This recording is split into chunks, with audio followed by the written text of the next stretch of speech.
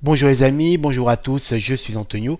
On est jeudi et jeudi c'est le jour du truc et astuce Photoshop et nous allons aujourd'hui intégrer des étoiles à cette très belle prise de vue de Paris.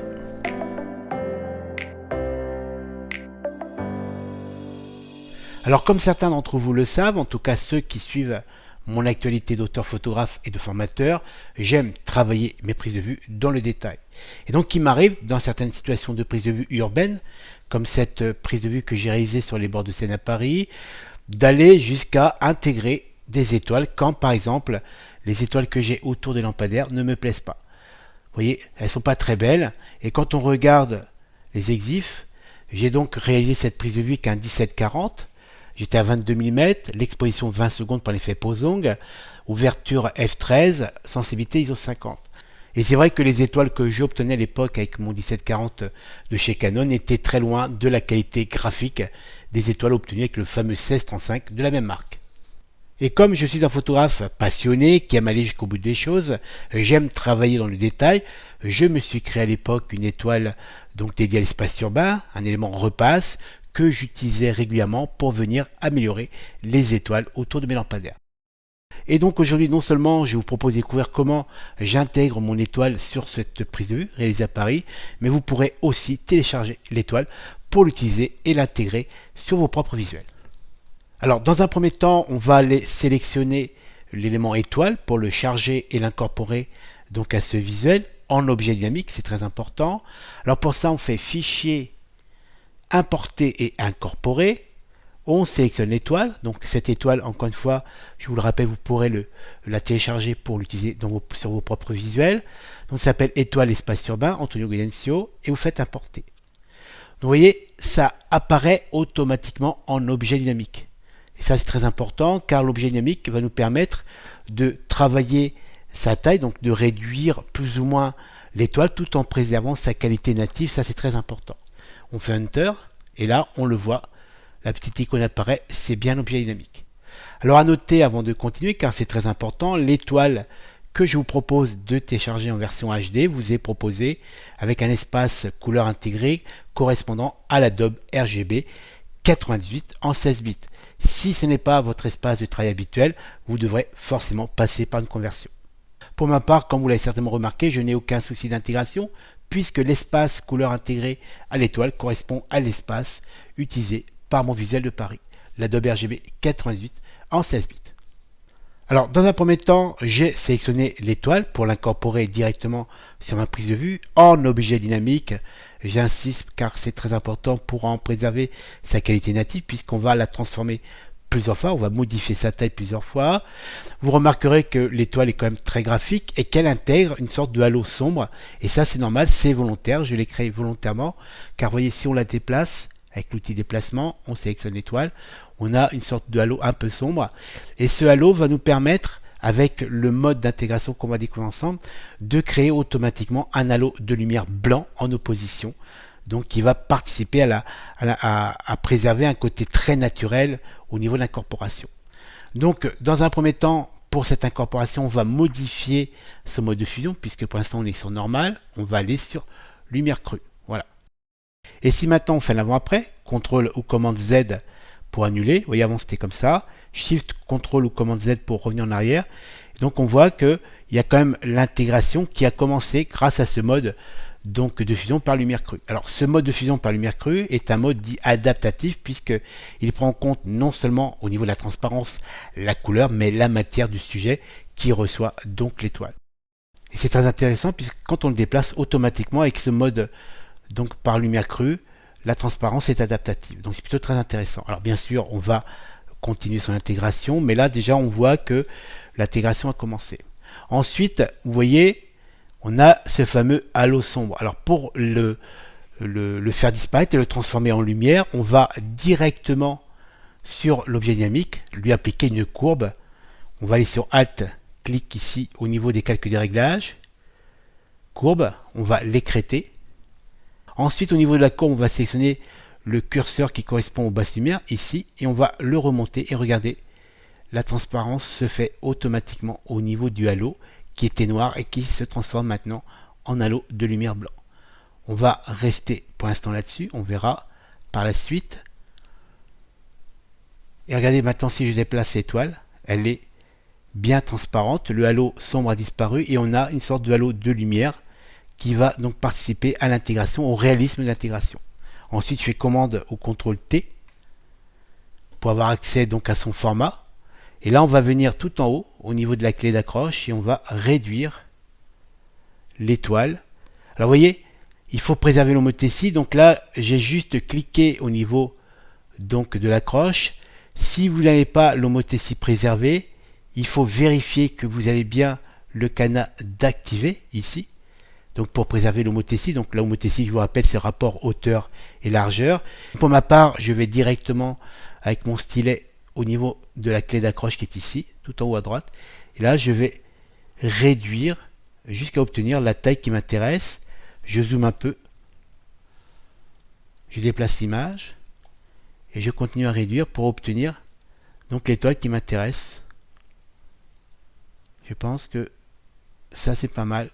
On va rester un peu plus grand. Voilà. Je pense que cette taille est intéressante. Je fais Enter, vous voyez, l'étoile a été intégrée. Mais j'aimerais avoir un halo de lumière un peu plus prononcé. Alors je vous rappelle, quand j'ai créé l'étoile, j'ai créé un halo de lumière noir, très sombre, on l'a vu dès le départ. Et donc, ce halo de lumière noire me permet de créer en opposition un halo de lumière blanc en travaillant sur la courbe. Donc, je vais réactiver la courbe. Je vais déplacer l'image. Voilà, un peu plus sur la gauche avec la barre d'espace. Et là, je vais reprendre la courbe et je vais aller un petit peu plus loin. Regardez, je peux créer l'halo de lumière en fonction de ce que je recherche. Je pense que là, c'est pas mal. Ensuite, comme on va en reproduire plusieurs d'étoiles, puisque là, je n'ai intégré qu'une seule, on va intégrer sur les autres lampadaires. Je clique sur l'étoile, j'appuie sur Shift, en restant appuyé sur la touche de mon clavier, je clique aussi sur la courbe pour sélectionner les deux. Je fais CTRL ou commande G pour créer un groupe que j'appelle étoile, tout simplement.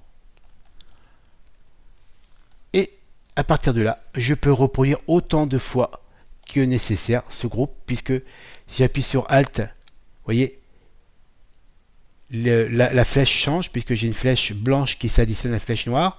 Je reste appuyé sur la touche Alt de mon clavier, je clique sur l'étoile, et là, hop, automatiquement, je fais un dupli.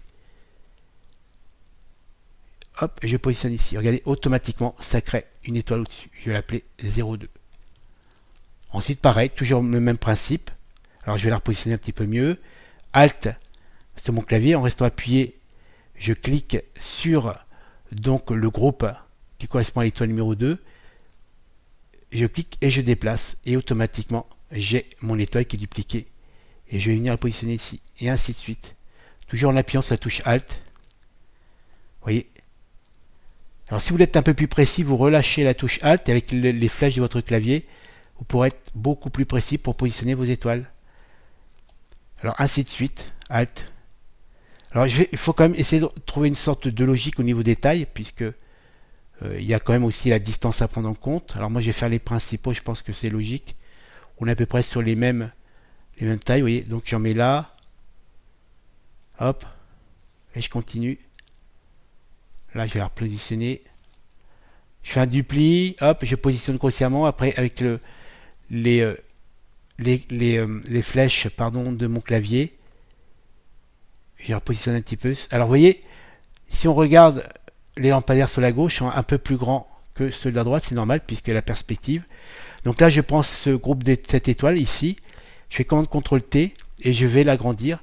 Et comme je suis en objet dynamique, je n'ai aucune perte de qualité. Je peux réduire et agrandir autant de fois que nécessaire. Voilà, je la positionne. Alt clavier pour faire un dupli, je positionne à côté. Alt clavier. Et ce qui est bien, c'est que le halo de lumière qui a été créé permet d'améliorer l'intégration. Ensuite, je vais en créer des toutes petites pour aller jusqu'au bout de l'histoire. Hein. Donc je vais prendre le tout premier qui est ici, qui correspond à cette première étoile. Alt de clavier, je la déplace, commande CTRL T. C'est toujours pareil. Hein. Je réduis et je vais venir la positionner ici. Voilà. Toujours Alt du clavier pour avoir l'outil de duplication, donc la petite flèche blanche à côté de la flèche noire. Et je déplace. Et ainsi de suite. Voilà. hop.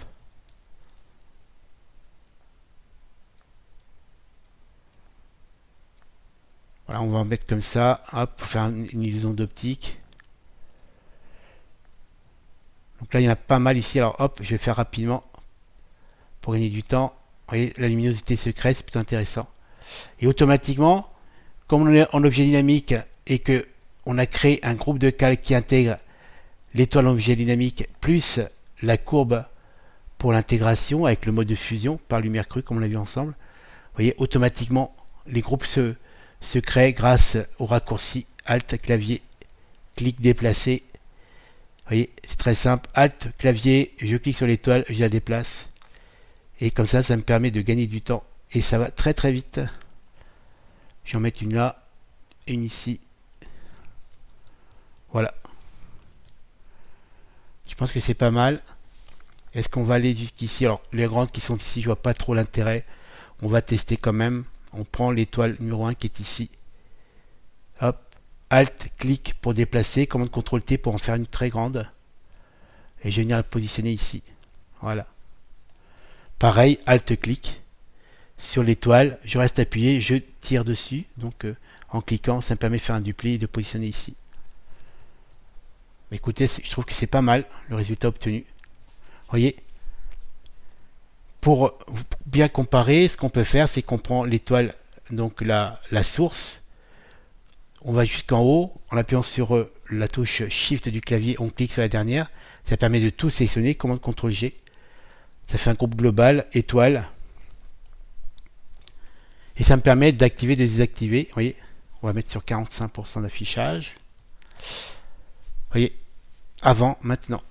Et c'est très naturel, le résultat est très très naturel avec ce halo de lumière blanc autour des lampadaires et je trouve que ça donne un côté un peu plus magique à la photo. Voilà, j'espère que cette astuce vous plaît. Alors n'oubliez pas, en lien à cette vidéo, vous avez le lien qui va vous permettre de télécharger l'étoile en version HD que vous pourrez utiliser directement sur vos propres visuels urbains.